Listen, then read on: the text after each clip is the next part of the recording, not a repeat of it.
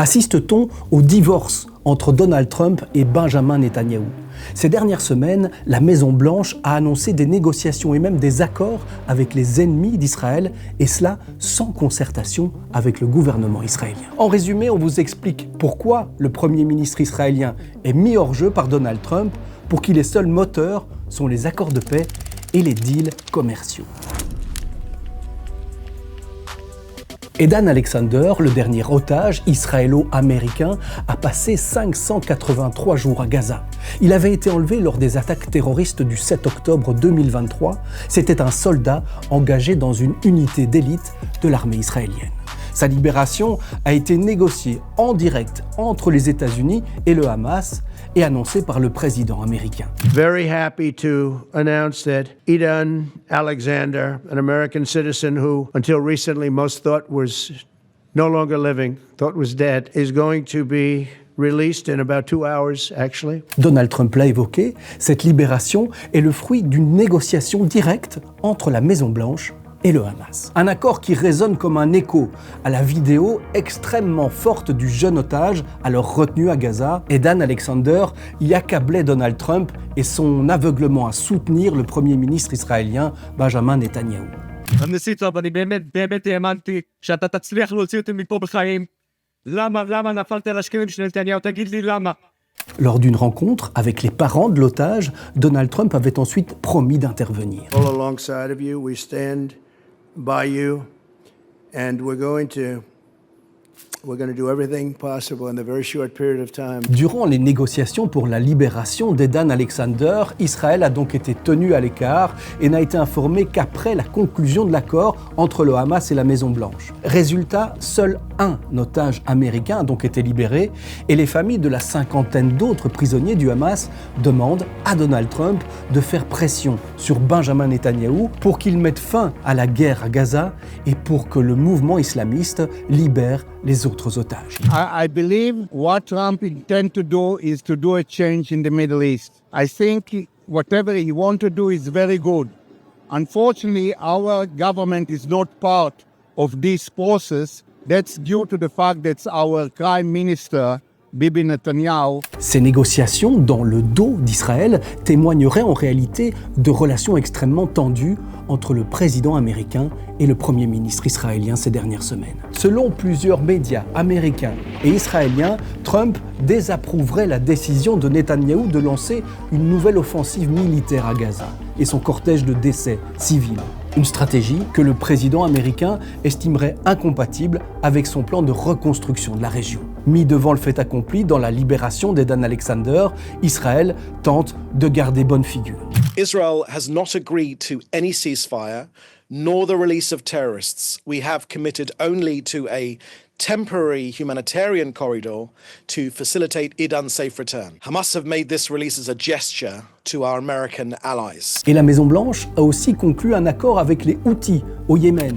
Les Houthis, c'est un autre groupe terroriste qui a juré l'éradication d'Israël. L'accord entre le groupe armé et les USA prévoit la non-agression des navires américains en mer Rouge, mais pas la fin des tirs de missiles contre Israël. We had a very good outcome with the Houthis, and we honor their word. We hit them very hard.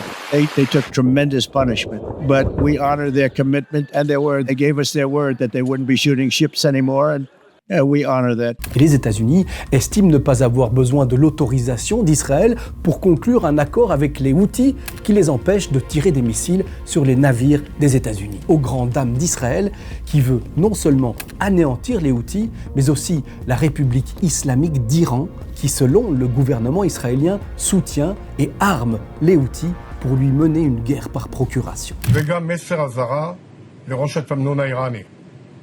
אתם נושאים באחריות ישירה לכל מתקפה של זרוע התמנון החות'ית כנגד מדינת ישראל, ואתם גם תישאו במלוא התוצאות. Mais sur l'Iran aussi, Donald Trump se désolidarise de son allié israélien. Il a rejeté sèchement le plan Netanyahou qui voulait pousser Washington à déclencher des frappes sur la République islamique d'Iran. Toujours là où on ne l'attend pas, le président américain a même lancé des pourparlers avec Téhéran.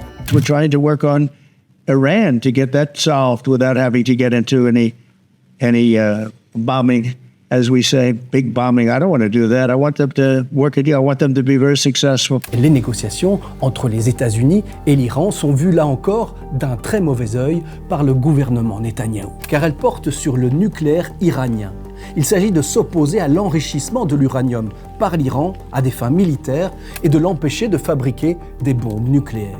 از نظر ما غنیسازی یک موضوعی هست که حتما باید ادامه پیدا بکنه و هیچ جای مصالحه در خصوص اون وجود نداره. ممکنه ابعادش، اندازه‌هاش، سطحش، میزانش اینها به جهت اعتماد سازی مثلا در یک دوره محدودیت‌هایی براش قائل بشیم مشابه بار گذشته. Pour mener ces négociations, un homme, Steve Witkoff. C'est un ami du président Trump, milliardaire comme lui. Cet entrepreneur new-yorkais sans expérience diplomatique a été propulsé envoyé spécial des États-Unis au Moyen-Orient. We've stated our position. The Iranians cannot have a bomb. And they have stated back that they don't want one. C'est donc gonflé à bloc que Donald Trump a entamé sa grande tournée au Proche-Orient. Une offensive de charme entre diplomatie et contrat mirobolant. We're going to, as you know, the Middle East, Saudi Arabia. We're going to UAE and Qatar. En Arabie Saoudite, Donald Trump a d'abord marqué un gros coup diplomatique, qui n'a pas dû plaire non plus à Israël. La levée des sanctions contre la Syrie et une main tendue historique à Ahmad al-Shareh, l'ancien djihadiste d'Al-Qaïda et de l'État islamique, devenu président syrien. I will be ordering the cessation of sanctions against Syria in order to give them a chance at greatness. Le programme de la mission au Proche-Orient est orienté business. L'Arabie Saoudite et les États-Unis ont négocié des accords économiques, dont un contrat d'armement pour plus de 100 milliards de dollars. Le Royaume saoudien va aussi investir aux États-Unis l'équivalent de 600 milliards de dollars. We have, as you know, we have the biggest business leaders in the world here. They're going to walk away with a lot of checks or a lot of things that you're going to provide, and the United States is probably 2 million jobs that we're talking about this visit. La Trump Organization va aussi construire une Trump Tower à Dubaï, 80 étages, budget estimé 1 milliard de dollars. Et les appartements pourront être achetés en crypto-monnaie Dollar Trump, créé par le président américain à son effigie. La Trump Organization va aussi construire un golf et des résidences de luxe au Qatar. De grands projets économiques donc, pour le business familial, certains dénoncent un conflit d'intérêts. You have property that he owns in all three countries is involved in a $2 billion transaction that includes Donald Trump's cryptocurrency firm. And so that's another case where he may be benefiting from a foreign government and where he may be influenced in his decision-making by his business deals with foreign interests. Mais au Qatar, Donald Trump devrait aussi recevoir un bien prestigieux cadeau. Un Boeing 747-8 Jumbo estimé à 400 millions de dollars et offert par la famille royale qatari. Ce véritable palace volant est le cadeau le plus onéreux jamais offert à un président américain. Donald Trump pourrait le garder pour lui à la fin de son mandat. They're giving us a free jet. I could say, no, don't give us, I want to pay you $1 billion or 400 million or whatever it is. Or I could say, thank you very much. Surprendre pour mieux régner, Donald Trump est sur tous les fronts diplomatiques et économiques. À Gaza, en Iran, au Yémen, en Ukraine, en Russie, face à la Chine. Une hyperprésence pour le président américain qui se dit opposé à toutes les guerres. Il veut même décrocher le prix Nobel de la paix. Mais il pourrait bien un jour être rattrapé par des conflits d'intérêts.